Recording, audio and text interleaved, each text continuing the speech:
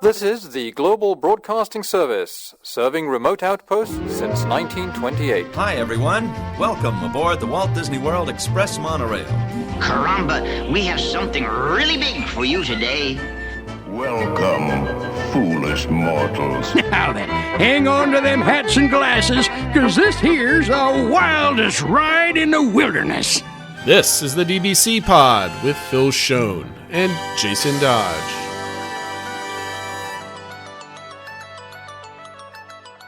Hey everybody, welcome to this week's pod. This is a week review of September 11th, 2021. We're actually recording this on Monday, September 13th, because apparently I went to Disney World this weekend. So we're going to talk a lot about that this show, but we also have some news, some cancellations, some attractionality kind of upticks. We're slightly closer to 70%. Not that 70% matters anything. A couple news items to kind of go over, but this week we're not doing a DBC expedition because I've been Disney Worlding since Thursday, essentially. So we'll go over the itinerary of what I did and what I thought. I have lots of thoughts, Phil. I know that's you came back. You're like, I just got back and I have thoughts. I have hot takes. Well, don't tell me them yet. Let's see. No. Yes, exactly. So I'm excited to kind of go over a lot of this stuff.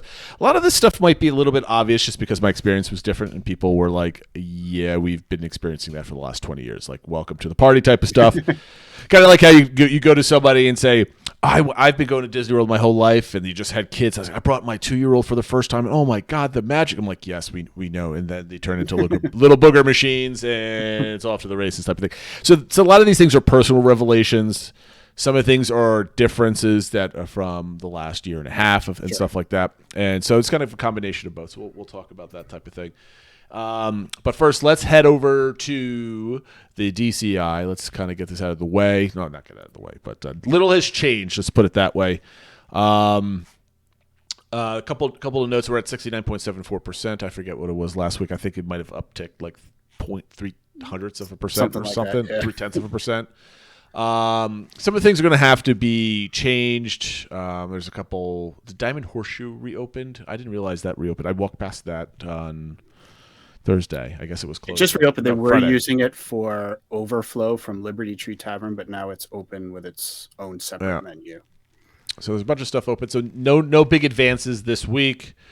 Thanks to Matt, who's probably going to be on our show next week because he went over Labor Day weekend and to experience Happily Ever After. There's a lot of, I don't want to say drama, but a lot of conspiracy that went around that trip. Little back. We'll talk to Matt a little bit about it next week, but he was trying to get all of us, meaning Phil, myself, and him, to go down for one last trip. And I'm like, I will never be able to convince my wife to go to Disney World before the end of September. That will never happen. Never happen. Coming back for my own vacation. And then he's going back and forth with like the COVID decisions and that type of stuff. So I'll be talking about that a little bit. Not that there's any major revelations, but another personal story attached to that. So we'll do a trip report with Matt. Is experiencing an extremely busy Labor Day weekend. Yes. And then we'll get some more updates because with the news, Phil, we'll get to the news. I'm going to skip ahead because this just was cracking out. If you don't mind me teeing you up, the news stories. One of the shows at the worst park at Walt Disney World is no longer going to be around, and that is Nemo.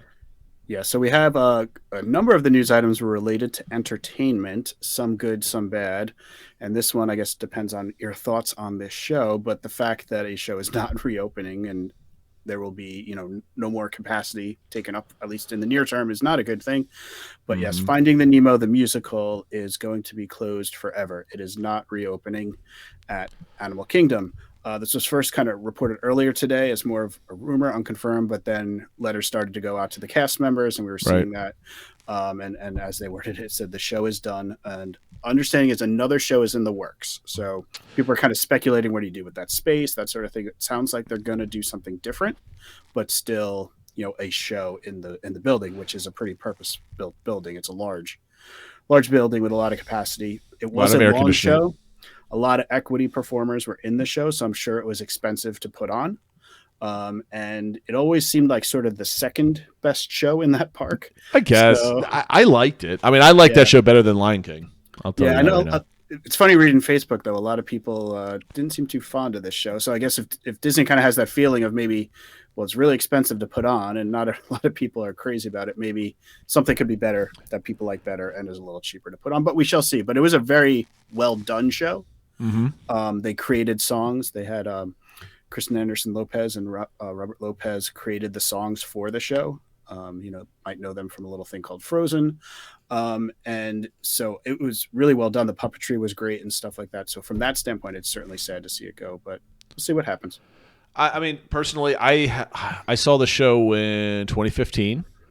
I really enjoyed it. I saw Lion King in 2019. I thought that was a decent show. I could appreciate like the tumbling and all this other stuff, but like just pure entertainment wise, I thought Nemo was better. But I agree with the length of it. And before speculation that before we knew that they were replacing it with something, or we don't know that they're replacing, but It was pretty strong rumors that it's just going to still be another show. It's just something else. People were speculating they're going to tear down the building. They were going to build a whole new. People are mapping it out, there. like how much land is there, what show, what rides could fit in there and stuff like that. Disney's not tearing down newish buildings. That's not going to happen. Especially, I mean, like, what are you going to do at Animal Kingdom now next year? Hopefully, God help us that COVID is kind of again over the hump again, and on its way to being less of an impact. Animal Kingdom, that whole side of Animal Kingdom. I think that's what it made me think more of now is what do they do with that? Because also reported today, we're seeing construction walls up in front of Primeval Whirl. Mm-hmm. So, are they going to be doing something there, changing that to something, tearing it down, doing something different? Now you could put it different. So are they going to retheme that whole area to something else? And that show could then fit in with that new theme. It makes sense. I mean, like, if you have an opportunity to kind of wipe the slate clean, like Dinosaur is not a great ride. It's a great ride vehicle, but the way they have it set up is kind of cheaply done with a lot of darkness, right? Which is one of the major complaints. Primeval World, they're not putting it. I think, didn't we talk about this last week? I think. The permit was released last week, but but just today the construction walls went up. So yeah, we talked a little bit about it last time. And I'm going to segue to one of the next stories. See, I'm just like teeing you off today. This is perfect. So something else is closing next year. Yeah. So at Animal Kingdom, speaking of Animal Kingdom, it was reported that Expedition Everest will be going down for a multi-month refurb starting in January. No end date was stated, although it was believed to be at least through April. So that's a good more than a quarter of the year. We also know Kali River is going to go down later in November, I believe. I'm assuming that'll be back up before Everest goes down. But probably. I don't know. But there's, we don't have Nemo coming back. Expedition Everest is going to be down. If you're there in January, how much is there to do? I'm going to be there in February. There's going to be nothing to do in that park. And I unfortunately I have to wait. I mean, we're only out of our 8-day tickets, assuming the vacation goes ahead as planned. Right, sure. I made this joke in Discord yesterday. Essentially, your ticket for Animal Kingdom is just a really expensive Lightning Lane pass for Flight of Passage. So, what's the point of going to that park at this point? It's certainly not $120 worthy of a park. Right. And then think on top of your ticket, you're either waiting in a long line or you're paying the Lightning Lane for. Yes. By the time you go for Flight of Passage and the Safari. Double whammy. So it's like you take those two out, and there's not a whole. I mean, obviously the park's beautiful. It's great to wander around and stuff like that. But as far as like attractions, there's not a ton. I mean, like just plan out your day. Okay, so you go in. You're staying on property, so you get in at 8:30, assuming they don't cancel the early park entry that they just probably implementing in a couple weeks. So you sprint to Flight of Passage. You get on. And then you could go probably standby line the Safari after that, right? Or at least wait 20 minutes. More on standby lines later. And then what are you doing? Like, Everest is down. Kali River Rapids is not a big people eater. Like, people aren't. I never hear anybody talking about that ride, no matter what. My kids really like it. They like getting wet or seeing who's going to get wet. But especially when you're going in January or February, do you really want to get soaked? And I mean, there's the trails to wander. It's tough to be a bug. There's Lion King. Out of things. There's Dinosaur, I guess. Still, there's a Lion King show. There's, I guess, Kite Tails. Oh, you got to watch some kites. But yeah, is that, like you said, is that getting me motivated to spend $120 plus No, plus Lightning Lane plus? I can't not go to Animal Kingdom because my son was not able to go on Flight of Passage last time we were there. So he has to experience that. He's going to find it amazing. So we're going to spend $600. Well, not whatever the dollar count was. Whatever, it's ridiculous. But I don't think it's worth it. If you're going, for like 2 or 3 days, Animal Kingdom's not going to be worth the first quarter next year. Yep. Or else you see people go and hop after, right? I mean, I guess it increases the value of hoppers, but yeah, but a hopper pass is still a $60 premium on your ticket if you're going to a 2 or 3 day thing. I mean, is Animal Kingdom worth? I don't know. I mean, is your day worth almost $200 to go to 2 different parks in Animal Kingdom for the first couple hours? I'd be hesitant. No, I agree with you. If you're going on a shorter trip, it's hard to justify. I mean, for you with 8 days, if you have the hoppers, I don't know if you're doing hoppers or not, but you could go there, maybe 2 mornings and then something. But 8 days with hoppers is super expensive over a standard ticket. Anyway, I mean, okay. Anyway, yes. Sorry. I'm screwing you up, and you're. Let's go to some positive news on the entertainment front. It was released that Yehaa Bob is going to be coming back to Port Orleans Riverside, starting on October 14th. He shared it, I believe, on his. It was either his Instagram or YouTube. So that's great to know that he's coming back. I know he's a fan favorite, and just honestly, just seeing entertainment come back, I'm happy about. It's not going to be back in time for my trip, but still, it's good to see that he'll be back. That's good to see. A lot of people are really excited about that. Other things that are opening, information was released about Steakhouse 71 just a few hours ago. So timing-wise, that worked out well. That is the replacement for the Wave at the Contemporary that will be opening on October 1st, like everything else. And ADRs, you can start making them on September 16th. So depending on when you're listening to this, very shortly or perhaps in the past. This is set up as a steakhouse that's sort of blending some of the traditional meals that were at the Wave, but also trying to hit on some of Walt's favorite or versions of Walt Disney's favorite meals. And the menu, the pricing is out. If you look in the My Disney Experience app, you can see the full menu with pricing. And by Disney standards, I don't think it's bad. It's not terrible. So you can get, say a 10-ounce New York strip steak with your choice of a side and a sauce for $34. I mean, that's not bad for Disney. I mean, I was just interrupt. I mean, I went to a local, I don't want to call it a chain or whatever, but it's a local steakhouse that there's a couple different locations. That size steak's going for $26-$7. Yeah. So an extra $8 is typical Disney. So it holds up. And one thing that's nice is they are having a separate lunch menu. It's not just the same dinner menu at lunchtime. So you can get a prime rib sandwich for $19, a turkey club for $15, and they're having the full breakfast. They're not doing the breakfast buffet, but they have breakfast there as well, which is nice. They also have, I think one of their popular dishes is an appetizer called bacon and eggs that did carry over from the Wave, so people are happy about that. So all in all, it's nice to see another opening and something that's not kind of crazy expensive, but looks like a good option. It's not signature, which I appreciate. Yeah, that was one other thing we noted on the announcement. It mentioned at the bottom of the page that this will be 1 table service credit when the dining plan comes back. So that's probably another reason why they kept with, there's none of those giant 32-ounce steaks that cost $120 or whatever. I want that, please. Yeah, for my 1 table service credit. Thank you. Some other news that came out, just some small items. Whoa! Hold on a second, though. You mentioned table service credit, which is nice to know that the dining plan is not scrapped; it is coming back in some form. I mean, I think I'm not surprised because it's always a moneymaker for them. People coming from international travelers love that type of thing, and Disney usually makes a pretty decent profit on that type of stuff. Yeah, and it's probably the main reason it hasn't been around is they haven't had issues filling up restaurants because the restaurants aren't running at full capacity, right? And that's really what they use the dining plan is to help fill up restaurants. I was going to mention that dates and info for the D23 Expo 2022 have been announced. It will be coming. It's at the Anaheim Convention Center. So for those of you who don't know, the D23 is the official, the Ultimate Disney Fan event. It's the official Disney fan club. And they usually alternate. One year they have the D23 Expo where they announce a lot of things about movies and parks and stuff like that out in Anaheim. They alternate that with Destination D23, which is at Orlando this year. So it will be in next September 9th, 10th, and 11th, and tickets go on sale January 20th. And probably the most interesting thing about the announcement was right in the kind of the subheading, it mentions that it will include a first look at the incredible plans for the 100th anniversary of the Walt Disney Company, which is in 2023. Yeah, interesting.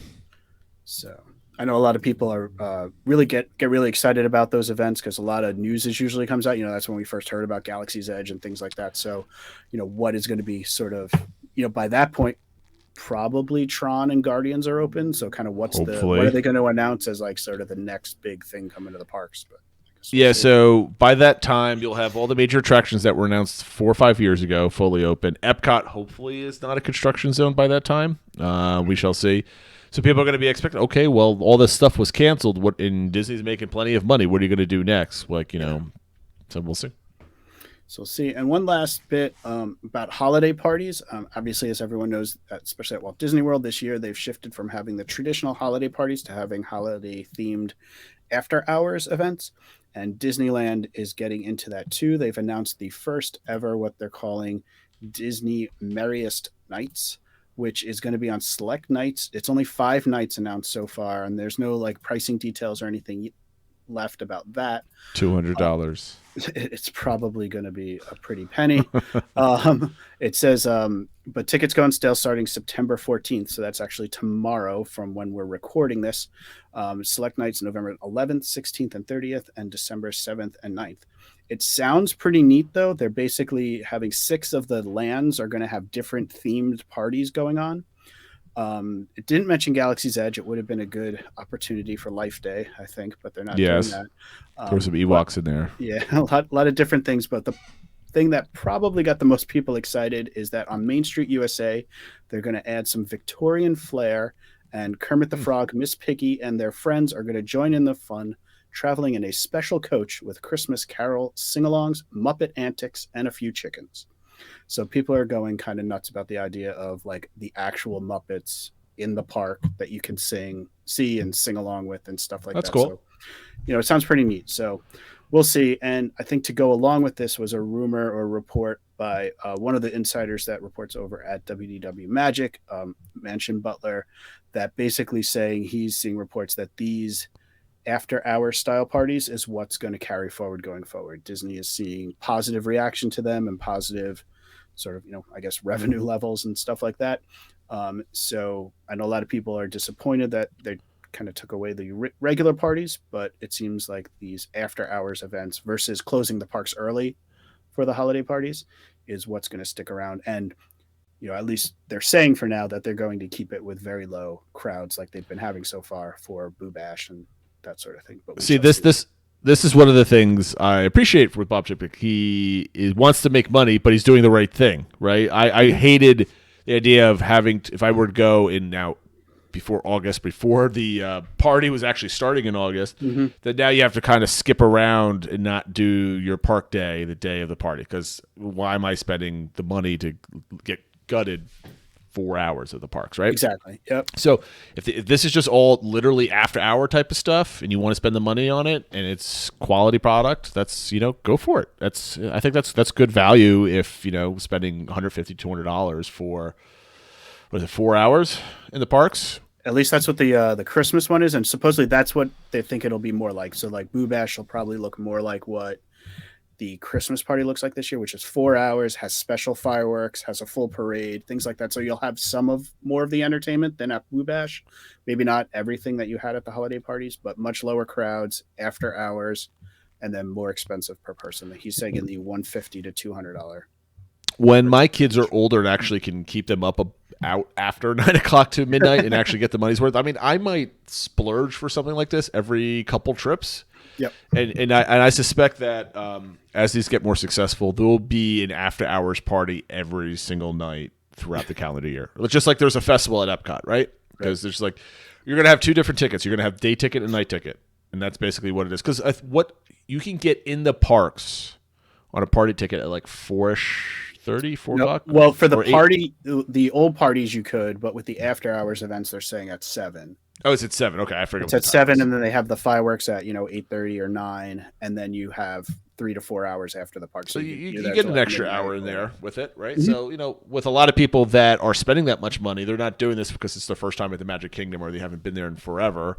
They only need maybe like 4 or 5 hours to get their fill. And it's just slightly more expensive than a single ticket. And I know a lot of people are like, look, you're going in the middle part of the day is brutal. A lot of people take midday breaks anyway right now. So yeah, it's more expensive, but you're getting it at a more comfortable temperature and just getting a lot more accomplished. So it's not for everyone. It's expensive. It is probably tough for people with little kids, but if it's successful and a lot of people like it and it doesn't result in them having to close the parks early, I think there's negatives, but I think there's more positives. So. I agree with it.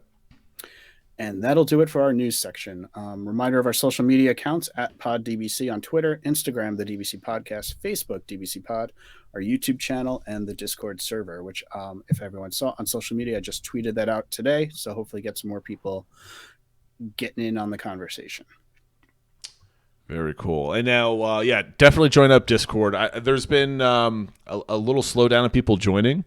I don't know what you're scared of, but a lot of cool stuff going on there. You can take part of Attractionality. You can take part in questions, and you can ask Matt any kind of questions you want about the Disney Comeback Index. We have a good, I Always think, touring plans channel where a lot of people ask questions like, hey, I have a trip coming up. What do you think of this? That sort of thing. And it's get a lot of good feedback from, I think, some experienced people, because a lot of people have probably, if you haven't done a certain style trip, other people probably have and can help you out. I used it myself. I mean, like, I thought I knew everything, and then all of a sudden I'm like, okay, I know that, when you did Magic Kingdom, you can get in an hour early just to walk Main Street. I'm like, is that the same thing now? Can you? And I forgot the exact times, and it was like, you go right in. Hey, what's going on? And you get an answer within like 10 minutes. It's not like you have to wait long. So it's a valuable resource.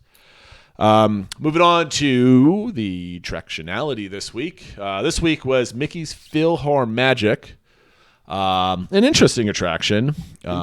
Relatively newish, right?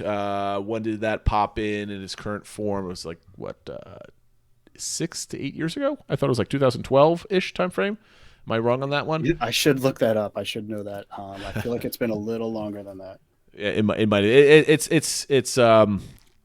been around. It hasn't been around forever. Let's just put it that way. So, in any case, it's an animated 3D experience. Put on your 3D opera glasses and take a seat in the concert hall in front of a 150-foot wide, 180-degree seamless wraparound screen. As the lights dim, we find Donald Duck fast asleep.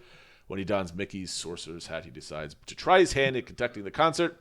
He's suddenly plunged into a 3D dream world of classic Disney animated musical sequences. It's a cool show. I enjoy it, but let's see how we rank things up. As usual, we're going to go through our 4 questions, ranking 1 through 5. Question number 1, how do you like the concept of this attraction, Phil? Before I answer that, I was able to do the research, and it was, in fact, a little longer ago than you thought. It opened on October 8th, 2003. But that was a different show, wasn't it? Or is that because I know there was like a Lion King in there, right? No, that replaced the Lion King in wow, 2003. Lion King was before that, yeah. Fair enough. Okay, go ahead. So I actually gave this one a 5 for the concept. I know it's a little dated and that sort of thing, but I think the idea of sort of putting you in using 3D and these big giant screens and kind of mixing up the different cartoons, that's why, what Disney for, and it kind of puts you in those Disney worlds. I think it's a good concept. I like the concept of a nice theater show. I'm not going to say I would rather see something different in that space, because I would, but for the sake of having just that type of ride there, I like it. I like the 3D glasses. It's fun. I gave this one a 4. Majority of people, as you saw on your screen, voted 5. There's a couple 3s and 9 4s. So the 5s had it on that one by a substantial margin. Question number 2, how well do you think PhilharMagic delivers for its target audience, Phil? Well, first, how about you tell me what the target audience is, you think, and then how much it delivers? So I think the target audience is sort of any classic Disney fan, or maybe not classic because it's got more of the like Renaissance era films and stuff. So I think the people that sort of grew up with those movies, or people with kids that just kind of really love the Disney movies. And maybe one quick story was when I was in Hong Kong for work, we took some time out to go to Hong Kong Disneyland, and I brought one of my coworkers who was interested in going too.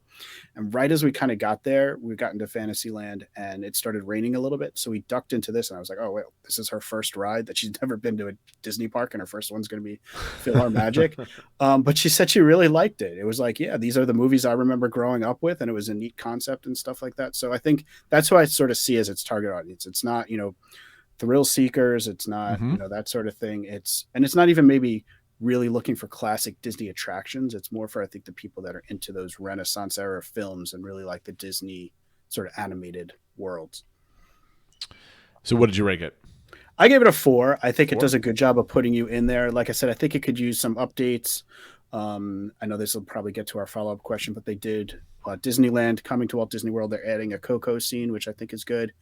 But I think, it looks a little dated, the quality of the animation and stuff like that. So I think it could use to be updated, but overall, I think it delivers pretty well. I gave this a 3. Right. So, Ryan Teets from Crescent Lake Club was furious at me. Like, how dare you rank this a 3? So I had a conversation in the Attractionality channel. I think he was more upset with your answer to question 4. He was, but he just didn't like low scores. Well, altogether. Yes, he also just doesn't. He likes to argue with you. So. Yes, he does. So anyway, question I gave this a why does it deliver? Because if you remember last week, and I talked about this today on Discord, it was basically like we need to start separating these attractions out and put them in context, right? Mm-hmm. So how well do you think PhilharMagic delivers for its target audience? I think it delivers. It's not great, but it's not bad. There's a ton more rides I'd rather go on in that case. Yep. So you sit there and you watch I don't know what the runtime is, 12, 15 minutes or so. And it's like you said, it's dated. You sit there, it's cute. My kids are, it's a crapshoot. So sometimes they'll sit there and they'll be like, wow, this is great. Sometimes they're just kind of looking around. Sometimes they're crying or whatever. And it's a time waster. It's a people eater. It's entertaining. I'm not saying it's not entertaining, but it's a 3. I mean, it's kind of right there in the middle. So that's how I'm kind of doing these things. I can't just keep giving all rides 4s or 5s. And no, that's fair. So question number 3: how much do you personally enjoy Mickey's PhilharMagic? I gave this a 3 just because of the same reasons. It's like I either have to babysit my kids, or I can't sit there and enjoy it, or they need to have a potty break. My wife's storming out there, grabbing a kid by its ankles and running out. And again, it's dated, and I've seen the cartoons a lot. It's cool, but I don't have to go every time. What do you think? What do you think, Phil? So I think I totally get that, and I just think I probably have had more positive experience with it, or less. I can't recall any kids crying or running out or anything like that. And like the story I had of my coworker. So I think I just have a little bit more positivity associated with it above like an average ride. So I give it a 4, but I totally understand where you're coming from. I personally enjoyed it. I mean, I liked it, and I will do it again if I had time to do it. Like if I had a second Magic Kingdom day, we'll go over my day in a few minutes with my trip report. But it's not a must do. But I enjoy it when I go in there. It's fine. Mm-hmm. Question 4 is, how well do you think PhilharMagic fits into Fantasyland in the Magic Kingdom? I gave this one a 2. Right? Mm-hmm.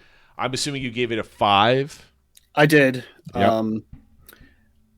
I just think it's all about putting you in those Disney IP, which is what Fantasyland was from opening day at Disneyland. It was letting you ride the movies, basically, making you part of the movies. And I feel like this does that, and it does it for a whole bunch of movies, and it does it in an inventive way, at least for the time. Mm-hmm. And so, it gets the question, says, where else could it go? And, we did talk about one other area it could go, but I just think that's a great fit for it. I think as much as we talk about how we need Magic Kingdom to have more rides, more people eaters, and more throughput inside the park, where this is and what it provides, I don't think it fits well on a technical level. So It's a little semantical here. It's basically, I would put a nice dark ride in here, something that's highly popular to draw people out of the Small World Peter Pan corridor a little bit more, get it moving around a bit in that space. It's right by the castle, and I don't think a screen-based theater show belongs right there. I think you need to have more marquee rides that really drive that space, in my opinion. Does the Sorcerer Mickey kind of fit in? Sure, I guess. But to me, it's also more of a medley, right? So you see a whole bunch of different things. Yes, does it fit into Fantasyland and fantastical things? Sure, it does. I would have loved to have seen something like Runaway Railway in this space, because I think that would really fit a Fantasyland outside of like the movie theater aspect of things, but maybe twist the ride a little bit. And I won't spoil the ride, because I know there's some people on Discord that say don't spoil the ride for me and all this other stuff, so I won't.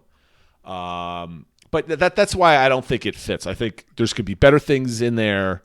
And so more the sort of the format or the structure of the attraction as opposed to the content. Okay, no, I see that side of it. Because like when you say fit, I don't just anything can fit in Fantasyland. It's Fantasyland, right. So whatever your fantasy is, you could probably shoehorn it in there, right? But when I answer question 4, I think form and function of the space. So if I was designing Fantasyland again, would I stick a theater-based show in this building right next to the castle? The answer is definitely not. I would do something different with the space. And we did talk, maybe where else could it go? We mentioned like the animation courtyard. Oh, that would be perfect. Hollywood Studio or something like that. And thinking of it as a screen-based attraction, I see where you're coming from. I still think it fits. I think there's an opportunity for different types of experiences in Fantasyland, so I think it still fits quite well, but I certainly understand the angle. I mean, if I was redesigning it, I'd put it all the way up near where like Gaston's Tavern is, something in that corner of the park where it's like, it's narrow over there. This is not a major draw where people are lining up. It would be perfect, and there's more space there for like bigger queues and bigger crowds and stuff like that in that main courtyard. So, I mean, that's kind of where I'm thinking about things.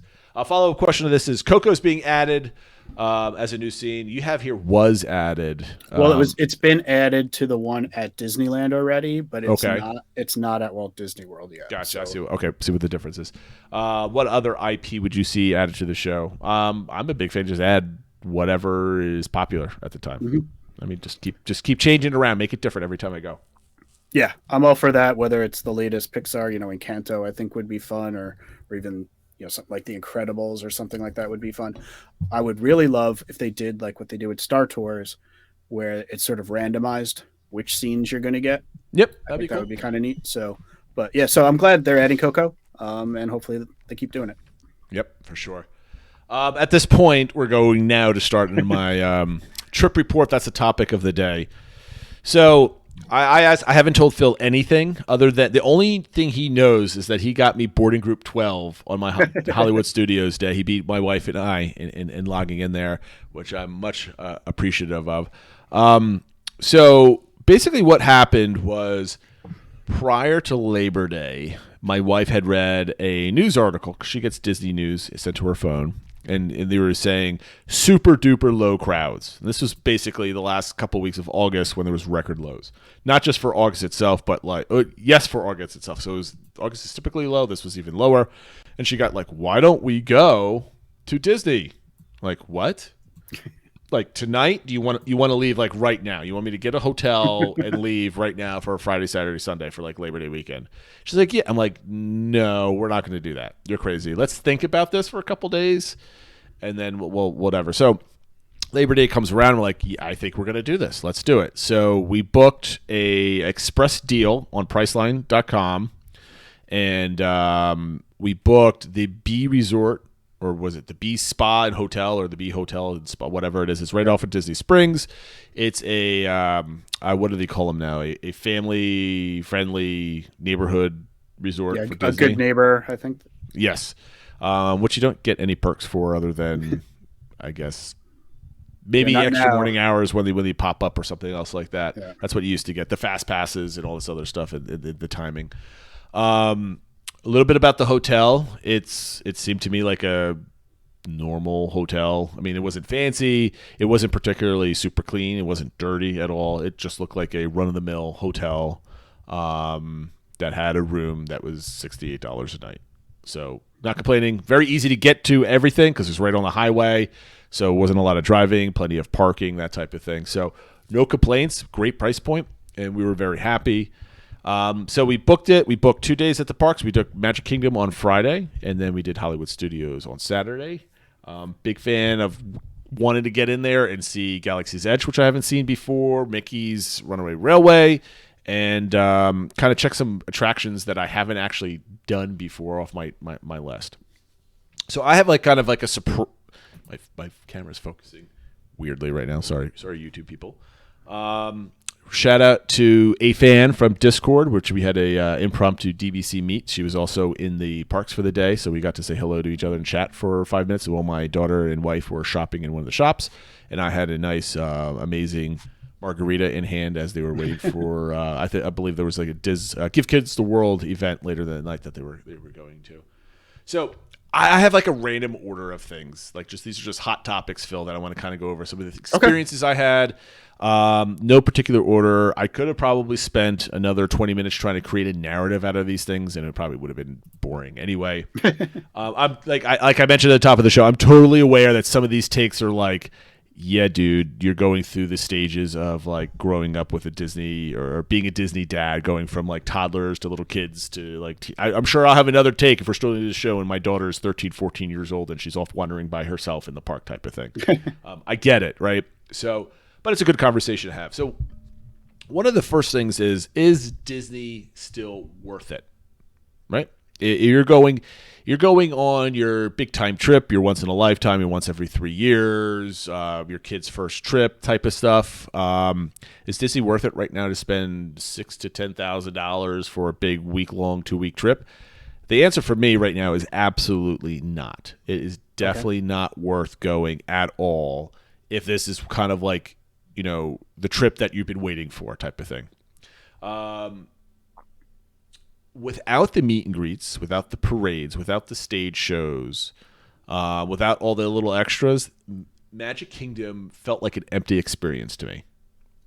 The magic was still there. I mean, I still got chills when you walk up Main Street. I still smiled when I heard the music.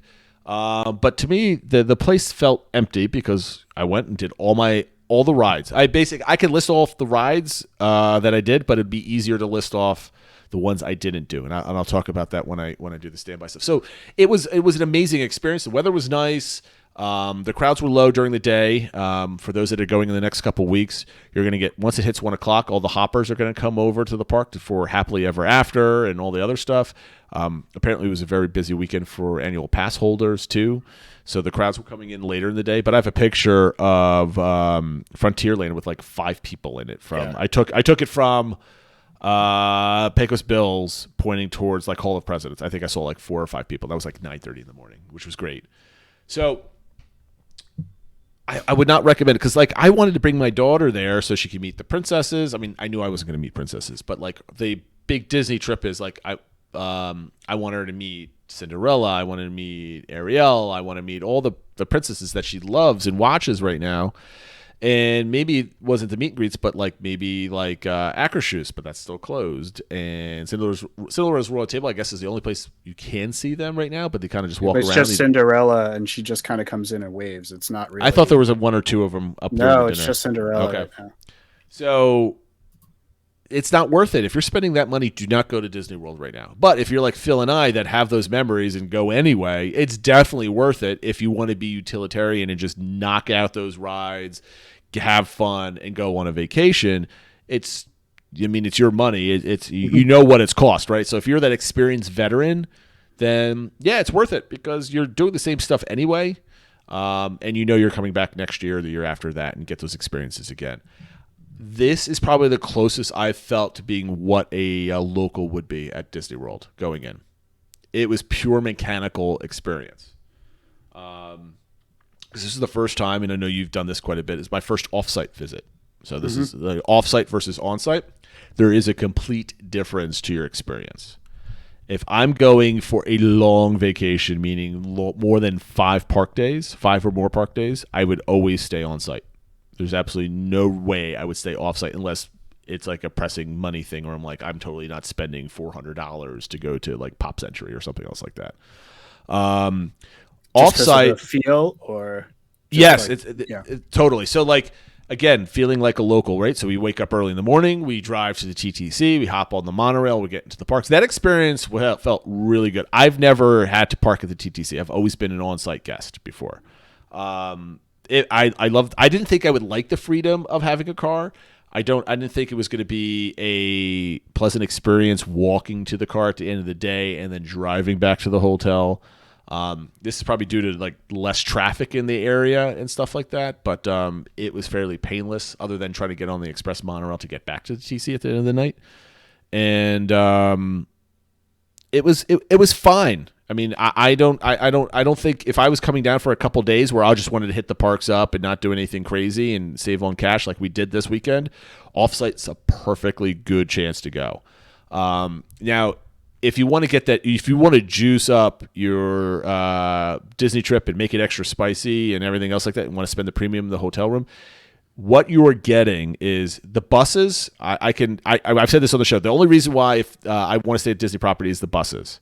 I'm gonna completely toss that out for my experience. It might change, whatnot. My kids are getting older. Maybe it's just because I don't have a diaper bag, which I'll talk about later on. But the reason why it wasn't extra magical, it was basically like I did Disney for 12 hours in the day, and then the rest of it was just kind of like a normal hotel stay. Was you don't have the resort, which has the food courts, the grounds, all the things that a Disney resort people love, right? It's basically the music, the sounds, the smells, everything that kind of the theming that goes into it. To me, starts your day off really nice and ends your day really nice. And those resort days, like we went hard for 2 days in a row. The third day we would have needed a rest. I don't want to take a rest in a regular hotel in the hotel pool. Like I would need like a VRBO at a condo somewhere where it's like our own little personal space we can chill. Do you get that sense when you go off-site versus on-site? So I guess it depends where you go. If it was just sort of a Hilton, like a regular hotel or something like that, I feel like a lot of times we stay at, kind of timeshare type places that have nicer pools, have activities going on and stuff like that. So it's not a Disney hotel, but it's more of like a resort, I guess. So it Fair. So I feel like we're still getting some of that. And for me, it's always just the cost element, where we can get that drives a lot of different things. Yeah. So I mean, the fact that we can get a 2 or 3 bedroom condo and have room to spread out for like less than it would cost us to stay on property, it just weighs a lot for us. I do like staying on property though. I mean, I love the theming. I love sort of being in that bubble and stuff like that. So I think it's hard to take the cost element out of it. Yeah, I mean, for me, it would be kind of be like we could either go every year like we do and maybe sometimes stay out on property, sometimes stay off. If we were only going to stay on property, we'd probably have to go less often, save up more, stuff like that. So right, and like our next trip is going to be on property, and the duration you save on tickets, so that's your only saving grace is like you stay that long. That's where some of your savings comes in. But even the bubble versus no bubble aspect, this is my first time out of the Disney bubble. Now, I don't know if it gets worse the longer. So if let's say I did like a 5 or 6 day vacation and I didn't have the bubble, will that start dragging down my theme park experience? Maybe as I get more tired and I just feels like kind of like a, Florida hotel vacation, whatever. But it did not deride my park experience. Once I was in the park, it felt like a Disney vacation. It was only that's how we kind feel too, for sure. Yeah. So it's only like the whole experience as a whole didn't feel like a Disney vacation to me, right? It felt like I went to a theme park 2 days and some other stuff happened around that type of thing. Yeah. Granted, we spent maybe an hour and a half in the morning getting ready and going, and then an hour getting the kids to sleep and, whatever at the end of the day. So it wasn't like it was a lot of time spent. But again, it was 2 days in and out type of thing. So this is the one thing that surprised me, and I mentioned this briefly a second ago, driving versus taking the buses. I did not mind driving at all, and that surprised me. I know a lot of people that even when they stay on property, rent a car because they, even if they're flying in or whatever, they rent a car because they like at least even just having the option or just being able to kind of come and go as they want and not relying on the transportation and stuff like that. I don't mind the coming and going aspect. I don't think I need that because I'm either at the resort or I'm going to be at the parks type of thing. So the car thing, but like not having to walk to the bus stop, wait for the bus, that's part of the bubble a little bit. So it's going to be interesting when we go back and have to rely on the buses. Do I like that better? So I'm going to have to compare that again, I think. But it was just a different experience. It wasn't a detriment. and that totally surprised me. I even splurged for preferred parking at Hollywood Studios, which was a total waste of $25 extra. But I wanted to try it out, and you get it's just like a short walk from the bus. So if like you get there early enough, you can get some good spots, I think. And I don't know. I'd probably our next trip we're driving down again. And so we'll have that option, bus or car, at that point. Because once you're parking at the resort, you don't have to pay for parking at the parks, which is a nice thing. So my next kind of thought here is having a quick trip versus a long trip, right?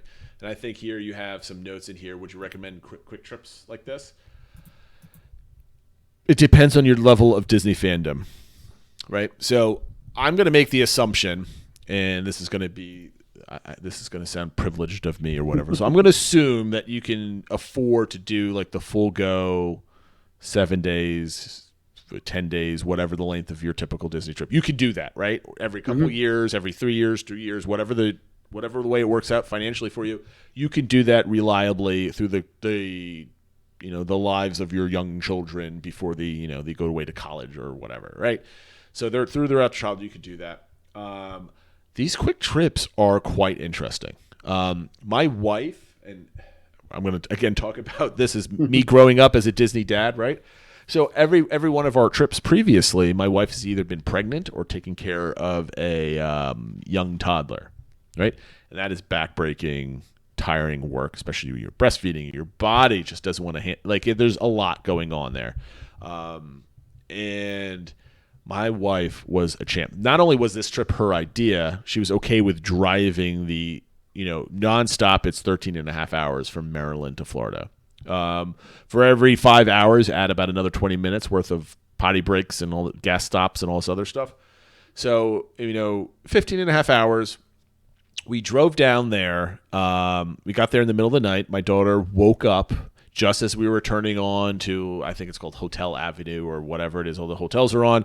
And of course, it's Welcome to Disney World with Minnie and Mickey. And she's like, whoa, what is that? What? I'm like, I don't know. There must be a Disney store nearby. Because the story we told him was, I'm going away for work, and I have to be there over the weekend. So I figured I'd bring everybody down with me, and you guys can play in the hotel pool for the weekend while Daddy does work and stuff like that, which they bought easily enough because it's plausible. I do this all the time, right? But I've never taken him with me.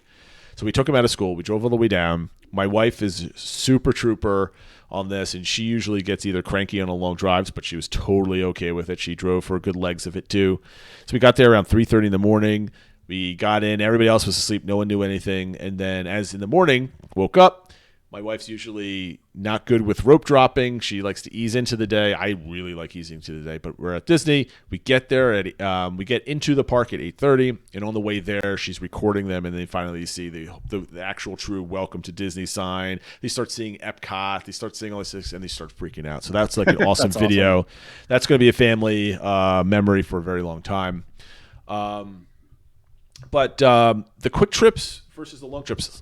My wife and I, we were online for Smuggler's Run, and she's like, I really like these quick trips. You come down. It's a break for the monotony for her, right? So she likes all these little tiny vacations throughout the year because being a mom of 3 and that being her job as the mother, it's very monotonous day in and day out taking care of kids. There's no breaks. I mean, I get breaks because I do work trips and all this other stuff. Mm-hmm. So when I told her, it's like, I like vacations because it takes me about 2 or 3 days to forget that I had work, and then I get to have a vacation. And as we're getting to the end, work starts creeping back into my brain. So I need a longer duration to actually unwind. For her, it's just like, we're out of the house for a couple of days. This is great. I was like, well, look, if you like these quick hits, we need to invest at the beginning of the year or our first trip of the year in annual passes because it's the only way we can make this work. If you want, I did the math. We have to do like a long vacation and then like 3 or 4 2-day jaunts down there to pay for these tickets, essentially. And we could do it. We could stay at any random hotel down here and drive in, and these are the costs. And she was thinking about it for a while. I was like, no, it's not smart to invest $6,000 right now for all this type of stuff. It's just silly. And then of course it's like we have extra miles on our lease on our car because of COVID, so she wasn't driving, so we didn't have to rent a car for $400 for the week, that type of thing. So long story short, the quick trips are less stressful, right? Because there's no planning involved. Yeah, that was the other sort of angle I had with that, was just the idea of just going and not planning it for 2 months or 6 months or whatever. Right. As much as the duration of the trip, the idea of the short sort of prep time. Mm-hmm. So she likes just going, and she likes being like, let's just go to the parks. So that's my next point is planning versus no planning, no fast passes, no ADRs, and anything else. Granted, your planning now going out is basically booking your ADRs anyway. So there's really no and your park reservations, obviously. Yeah, sure. So the way we used to tour the parks was just refreshing, right? We book 3 fast passes early in the day, hopefully getting them all done by lunch. Go to lunch somewhere and do a sit-down meal, take a relaxing hour and a half to do something, going back to the parks and just letting the refresh tell us where to go next. We got really lucky because the crowds were fairly low for the most part. And in the Magic Kingdom, the first day, Friday. Now, granted, it was packed for Happily Ever After. It was like a regular, like probably a 7. It was kind of crazy seeing those 8. pictures you shared after seeing the ones you posted in the morning. It was like everyone came out of the huge. woodwork or whatever. So we basically went clockwise around the park. Family tradition, we always do Pirates first. So we did. Let's see if I can remember. We did Pirates, Haunted Mansion, Small World. Then we moved and did Barnstormer, Dumbo, went back and did Mermaid. Then we did Tomorrowland, and I spent the most of my time in Tomorrowland, Phil, as much as I hate on Tomorrowland. We did all the rides there. I did Monsters Inc. Laugh Fort, which I've never done before. I've never actually jumped in there. It was a cute little attraction. I probably won't do it again unless the kids want to do it, type of thing. So did all those rides. We hit up Mine Train. We did Splash. We did Thunder. Basically, I think the only things that we didn't do are Hall of Presidents, PhilharMagic, and gosh, I think that might be it. Country Bears and Country Bears. Yeah, Country Bears. So we had a full day, and the kids were troopers. We were ready for Happily Ever After. We got to see that. And it was crazy because all I did was use the touring plans, like wait app. What is it called? Lines. Mm-hmm. And to find out what the expected wait times is, I said, okay, let's go to this one next. Let's go to this one next. There was like a 45-minute wait for Mine Train, and I have to say, people have been reporting on this for the last year or so, as Disney's been reopened. Is like with no fast passes, standby line might be long, but it's constantly moving. And that has an excellent psychological effect on you. You'll see this probably. Well, you're not going into the parks right before you go. No, are you going into Magic Kingdom? Do you have a Magic Kingdom day right before the first? No, the only park we're going to before the first is we have Hollywood Studios on the 30th. Right. So unless that's completely bat crazy. Well, it seems like a lot of people have my schedule. Yeah, okay. A lot of people are doing Hollywood Studios before, and then Magic Kingdom. Well, starts, but yeah. Well, Godspeed. This is the most I've ever done in a park. Granted, it was low, and the stuff was getting a little bit busier as the day progressed. But it was in and out. We did a handful of quick service snacking, essentially half a burger here, half a chicken nugget there for all the kids. We kind of grazed throughout the day, but it felt weird stepping into Magic Kingdom like, what are we going to do? I have nothing controlling the direction of where we're going. So we don't have reservations for food. We don't have fast passes. The fast pass is not telling me where we can go. So I got a taste of those type of people who like to show up at Magic Kingdom, know what they want, like experience. Like my sister, she barely plans anymore. She just goes, and she knows she's going to be here in 6 more months, type of thing. And she comes back and does whatever she wants to do, and she leaves at 2:00 in the afternoon and goes to the pool with her kids. It's kind of refreshing, not having the spreadsheet and the plan and all this other stuff. But the big thing I it's a huge part of my vacationing is the anticipation of going. And you and I have talked about this before, right? It's like 6 months out, where are we going to eat? You start thinking about your Disney trip. You start figuring out your fast passes or your touring plan now. Like you got to figure that out. What is your strategy? And you have meetings with the family, what you want to do first. And then the pleasure of executing on a plan, but also having a good time doing it. So that's the anticipation of the trip. We just showed up at Magic Kingdom and did stuff. And it's crazy. And it worked because of the low crowds. And our expectations were set of what we could do. Same thing at Hollywood Studios. We completely did everything at Galaxy's Edge, minus the paid things. We did all of Toy Story Land. We did Rock and Roller Coaster. The only thing we didn't do was Tower of Terror because we didn't want to do another rider swept because we did Rock and Roller Coaster. And we didn't want to have my youngest sit there in the stroller for another 40 minutes as we kind of cycled through that. But we did Mickey's and everything else. And it rained. We had like a 1 hour rain delay for each park, right? Where we just kind of sat. I sat in a window somewhere drinking a beer, waiting for the rain to go by. It was excellent. Very relaxing. By the way, side story, 2 drunk people came up to Cindy and I saying, hey, these started chatting to us about something. And then they said, we were at a bar earlier today on Disney property. And the bartender says, don't worry about being in the parks in 9/11. Disney has missiles ready to go just in case. And these people really believe that. And I was like, okay, well, have a good day, sir. Where our family is going to go over here now. You can go talk about all your missiles somewhere else. But that was very funny. But well, it's good to know, though. So yes, well, you're safe. You're safe. Yeah. Have you done a park where it's basically you just walk in and do stuff? Like no plan. I'm trying to remember if I've had. I will say, the one time I can think of is when I was in Hong Kong. I didn't have like fast passes. I didn't have any dining reservations or anything. I just showed up there. I can't think of. Well, when we went to Disneyland, they just had paper fast passes at that time, so we kind of had an idea of what we wanted to do, but it was going to be sort of driven by when we could get our paper fast passes and stuff. But it's certainly been a while. We've always made our fast passes and stuff like that. Now we always sort of adjust on the fly as needed, right? But we at least always have some sort of plan going into the day. I've got plans always buzzing through my head. So it's not really hard when you're just working off a standby, like what are you going to do, right? So where the peak, if you have touring plans, we've recommended plenty of times, get touring plans. And I think it's going to be more valuable than ever, especially with Genie Plus coming. That's going to be lying about everything at this point. Get that. It's a good companion. That helps you kind of direct around the park type of thing and what to expect. But, I've got, you kind of figured, okay, we got the one thing is we start with Pirates.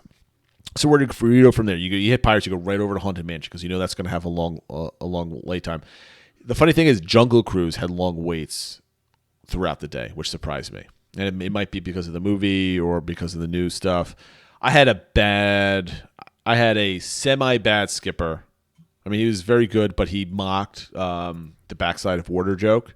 I was just like, he's like, you go through the underneath the waterfall, and he's going and he said something, and we missed it, the backside of water, ha ha ha. Very funny. I'm like, that's way too meta, dude. Like, I need the full cheese. Also, the boat kind of stunk because I was sitting kind of in the middle, and I was sitting right to the left of the speaker, and the sound wasn't coming down on me, so it was very hard to hear him. Also, his jokes were great. Otherwise, though, it's just like I can't mess up the backside of water when my kids are right here. Yeah, that's my kids is their first real they were too young to remember what that is. They just saw this movie, and it's just like. They needed this right here, and it's like, they missed it. So, I'm not going to blame him, but like, get off the cheese on that, or get off meta. Get back on the cheese. That's exactly. But the not planning thing, I think I handled it well. It was just like I need that anticipation of the day type of thing to make it kind of work. I want to go back to Hollywood Studios. I want to mention a couple of things because this is where a lot of my new experiences work. I haven't done Galaxy's Edge yet. Galaxy's Edge is absolutely amazing. And for anybody that's like poo-pooing it, it needs more stuff and whatever, the sights, the sounds, especially at night, are absolutely gorgeous. Absolutely. It would be heightened with like stormtroopers walking through and other things. I mean, That'd be great. From the beginning, they talked about more entertainment and characters, and like I feel like that would add a little more life to it. But I mean, do you need it? No, I don't think you need it. Would it be amazing if they did? Absolutely. But I think the park speaks for itself. It was less packed in the morning, very much packed in the evening. We got to try, I made sure that I tried both of the quick service meals. We did one for lunch and one for dinner. Excellent food. Like all the new quick service stations or restaurants that Disney puts together are excellent. And it starts with like Satulli's Canteen. I put it on. That was my favorite quick service place on property. And Docking Bay 7 and Ronto Roasters are on par with that. Kids didn't like Ronto Roasters because it was too spicy for them and everything else. But I loved it. It was great. Which I didn't realize you can get the Ronto wrap at both places if you really wanted it. So if you've got kids that have not a blander palate, go over to Docking Bay 7. That's what I learned today. But Rise of the Resistance, without spoiling any of our listeners, that was absolutely amazing ride. I can see why everybody was going crazy about it. The day would have been terrible if I had missed out on Rise of the Resistance. And that's the one thing Disney needs to clean up. Every guest that wants to go on Rise should be able to go on Rise throughout the day. The park's closed early at 8 o'clock that day. And I can tell you right now, if I had missed the boarding group, like if you weren't doing it, maybe I would have gotten boarding group 40, maybe because I was slightly faster or slightly slower than you. Yeah. I don't know what it was. But if I couldn't get it at 1 o'clock again, my day would have been ruined. Like if I'm glad that I got to go, because in case I can't get it, my longer trip, I'm like, at least I experienced it and my family has, so it's not bad. But that would have been, I can't imagine spending $5,000 or $6,000 on a vacation and be like, I didn't get Rise of the Resistance. I'd be complaining constantly to guest services, and not that they could do anything, but somebody needs to hear my rage at that. But we were boarding group 12. Like as soon as 8:30 hit, boom, we were in. And that was absolutely amazing. And it set the tone for the day. We did Falcon. Everybody was poo-pooing Falcon a little bit. I thought that was a great ride. Like I like Falcon a lot. I was riding in the back seat as the engineer, taking pictures of my wife and daughter, and then wife and son crashing into everything. But you got that iconic shot of them going to hyperspace with like it's just like that's just awesome. And I just don't know how well the picture is going to print out. But if it does, that's going up on the wall. That's like iconic Star Wars, and I think that's awesome. We were hooting and hollering to like, you're crashing, and they were shouting like, go to hyperspace, go. And she pulls down the lever. My wife does. I'm like so proud of her. She doesn't know anything Star Wars, but she does all that stuff. Just to kind of end on, because I just realized we're at like the 1 hour mark here, and I could go on more and more with my hot takes on a lot of this stuff.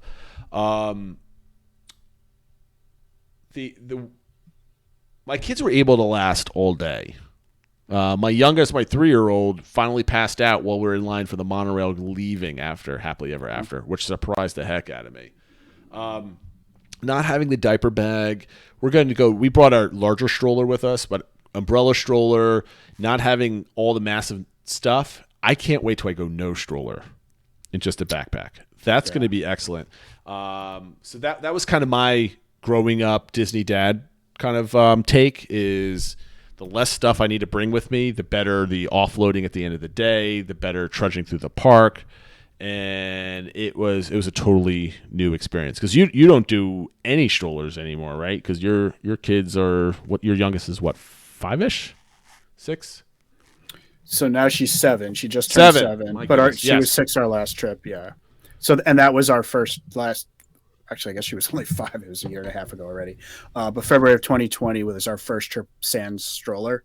And it was really nice to not have one. I mean, it is kind of nice to have one just to dump your stuff on, like that type of that's thing. what we used it for, right? Yeah. We parked the stroller at the beginning of any land and just kind of wandered around. But it gives you just so much more freedom to not have to worry about it. And you're just kind of going. And we kind of knew if she needed breaks, we'd take breaks and stuff like that. But she did fine. And you find places to rest and stuff like that. So it's you got to do. Everybody's kid is different, of course. But we enjoyed it. We're glad to not have one. I mean, but even the not having all the other crap that you bring with you typically for a baby or a toddler. Not having that was definitely good. And what amazed me is typically every time we've done Disney, we've always done a sit down meal either at lunch or at dinner because we needed the rest. Didn't need that at all. And I don't know, maybe I'm in better shape because I've been exercising for the last couple of months better. And my back wasn't hurting me as much, and my wife wasn't carrying a 1.5-year-old on her shoulder and all that other stuff. So we had more energy. And of course, last time we went, it was 1,000 degrees in August, which kind of saps your energy anyway. I don't know. It was just such a good experience. I want to. I've been struggling because I had this conversation with my wife like twice in our 13-hour drive back. I'm trying to articulate and kind of round this out here now that we're towards the end. Disney is not worth it right now if you're going to spend big bucks on a trip. If having the penultimate Disney experience, you are not going to get that. Yeah. Do not go. It is a waste of money and it's a waste of time. However, if it's not supposed to be your penultimate experience and it's just going to be a quick trip and you're going to have fun regardless of what you do, and then it's totally worth it because the crowds are a bit lower, the experiences produced by the rides and the attractions are the same. You're not losing on that. Right.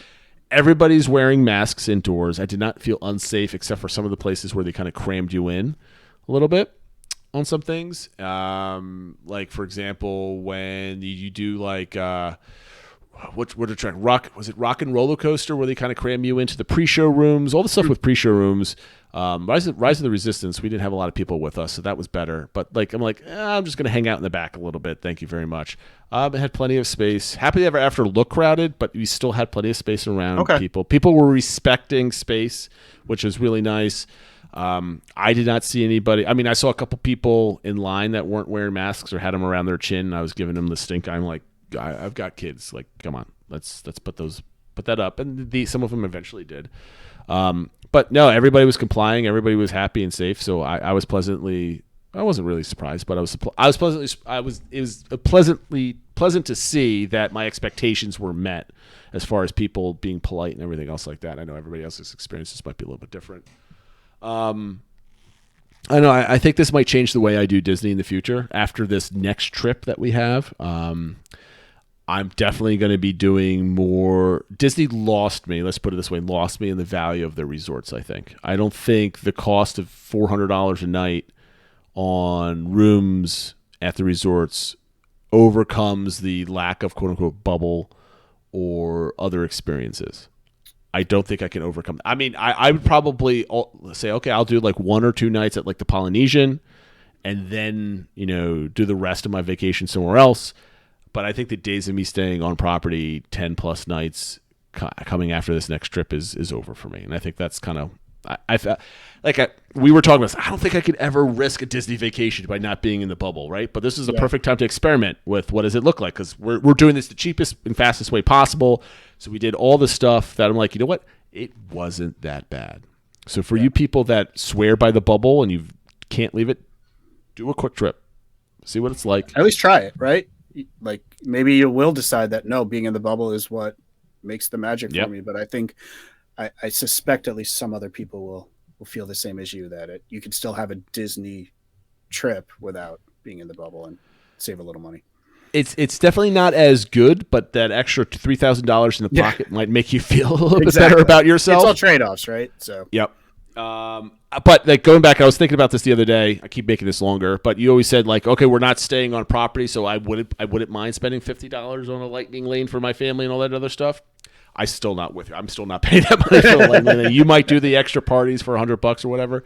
I'm not. So I don't think I'm doing that. You wouldn't do it for Rise of the Resistance? I mean, I'm not doing it from all of them either, but it depends. I mean, like Rise, it depends on the price. If it was my big ultimate trip and boarding groups got screwed up and I couldn't get on, will I pay for it? Yes, because spending $400 or not $400, $100 to like save my vacation is a very low cost because of the sunk cost of being there for $8,000, right? I would pay for that. If I was forced, I would not voluntarily go in and say, "This is what I'm doing today." You talk about like you've done the. Staying off site, you've gone in the early morning parties and stuff like that. Early morning magic. We did it once. Yep. I don't think I would pay for that. But some of the other things. I mean, it's Disney. They're going to get my money somehow in any case. That being said, I saw this. Your DVC recommends for the week. We're going to cap it here. I saw billboards all over the place. I totally forgot that this is coming on. So why don't you? Yeah, we had kind of forgotten that it was coming out too, but then we started seeing the ads for it, and we checked it out. And it is a new Disney Plus show called Doogie, Kamealoha, MD. So for those of you that are about our age, probably remember a show called Doogie Howser, MD. Yep. Starring Disney fan Neil Patrick Harris. This is a newer take on the same kind of concept of a teenage doctor. This one is set in Hawaii, though. I like it how it's kind of meta because they say they call her Doogie because it's like the guy on the TV show Doogie. Like that's why they call her Doogie. So it's a little like kind of meta like that, which I like. It's not going to change the world or anything like that, but it's a good family show. It has, just talking with the dynamics of a teenage daughter with her mom. Her mom is her boss too. She's at the hospital, so it's kind of like the double dynamics there. And then kind of her dad quit his like high stress job to run a shave ice truck and stuff like that. So he's kind of more of the for him. I know he's like on the coast in Hawaii, like, so, and he's like, yeah, I'm going to go in the ocean and stuff like that. So it's like quitting my job to go be a blogger at Walt Disney World and make exactly. $0. But when his wife and daughter are working as doctors, he can afford to do it, I guess. So, but it was just a fun show. The family seemed to really enjoy it, and it's nice to see just some new content on Disney Plus. So if you haven't seen it yet, I think it's worth it. I actually was looking at a number of the reviews, and basically everyone seems to either give it 5 stars or 1 star. But when you read the review, the 1 stars, people haven't seen it. They're just like, why won't Disney do something new? It's just a remake, blah blah blah. But then all the people that actually saw it are like, it's great, it's like, enjoy it, it's fun, like, so give it a shot. I think most people, looking for kind of good family fun, will like it. So next week we are going to try to get back on the Disney transportation, water transportation we pick. So we're going to talk about all the different ways you can ride on water, boat or ferry around the parks. And I believe we have Matt penciled in. I mentioned this at the top of the show. He's going to do his trip report, and then maybe we can kind of go back and forth with some of the thoughts I had today and see if he has agreed. Because I think he's typically in the same kind of boat that I am with the way he vacations at Disney. With that being said, guys, we are now way over the 1 hour mark. We appreciate you guys listening. Like and subscribe all over the places where you can find us. And if you're listening, watch us on YouTube. If you're watching us on YouTube, you can always listen to us as you used to. That being said, have a good night, everybody. Thanks for listening. Take care, everyone.